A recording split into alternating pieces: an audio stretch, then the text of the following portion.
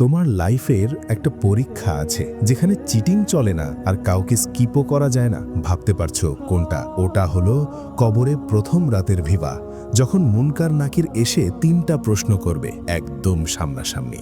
আমরা সারা জীবন board exam, admission test, job viva নিয়ে রাত জেগে চিন্তা করি। পড়া না থাকলে টেনশন, রেজাল্ট খারাপ হলে ডিপ্রেশন। কিন্তু ওই পরীক্ষার সিলেবাস আমরা জানি, তবু রেডি খুব কম। একদিন হঠাৎ ফোন সাইলেন্ট হয়ে যাবে, নোটিফিকেশন থেমে যাবে, গ্রুপ চ্যাট, ইনবক্স সব চুপ, আর শুরু হবে সেই লাস্ট জার্নি, কবরে একাকিত্বের।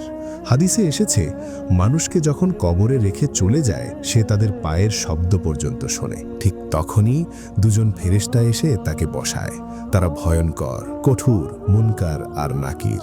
অন্ধকার টাইট একটা কবরে হঠাৎ অদৃশ্য একটা আদালত বসে যায়, আর শুরু হয় প্রশ্ন। প্রথম প্রশ্ন, তোমার রব কে ছিল? দ্বিতীয়, তোমার দিন কি ছিল? আর তৃতীয়, আল্লাহর রাসূলকে তুমি কিভাবে মানতে, কিভাবে ফলো করতে? ওইখানে মুখস্থ ডেফিনিশন কাজে দেবে না। সত্যি সত্যি তুমি যা বিশ্বাস করে বেঁচেছ, যেভাবে লাইফ চালিয়েছ, জিহ্বা শুধু ওইটাই বলে দেবে। যার আসল রব ছিল টাকা, ফলোয়ার, স্ট্যাটাস, যার দিন ছিল ট্রেন্ড, ডিজায়ার আর নিজের মুড, তার কবর হবে টাইট, অন্ধকার, চাপা, আর উত্তর গুলিয়ে যাবে। আর যে বারবার লাইফের ক্রিটিক্যাল মোড়গুলোতে লা ইলাহা ইল্লাল্লাহকেই বেছে নিয়েছে, হারাম ছেড়ে হালাল ধরেছে, সুন্নাহকে নিজের গোল বানিয়ে রেখেছে, তার কবর খুলে যাবে প্রশস্ত হয়ে। দূর থেকে জান্নাতের হাওয়া ঢুকে পড়বে ভিতরে।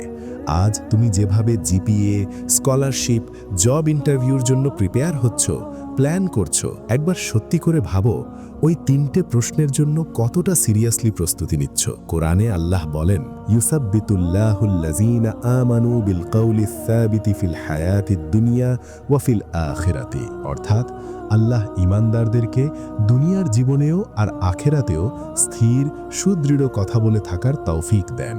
হে রব, কবরের অন্ধকারে মুনকার নাকিরের 3টে প্রশ্নের সামনে আমাদের জিহ্বাকে সত্যের উত্তর দিতে তৌফিক দাও। আমাদের দুনিয়ার লাইফস্টাইলটা এমন বানিয়ে দাও যাতে সেদিন মুখ থেকে ঠিক উত্তরগুলো নিজে থেকেই বের হয়ে আসে। আজ থেকেই সেই চূড়ান্ত ভিভার জন্য আমাদের বদল শুরু হোক।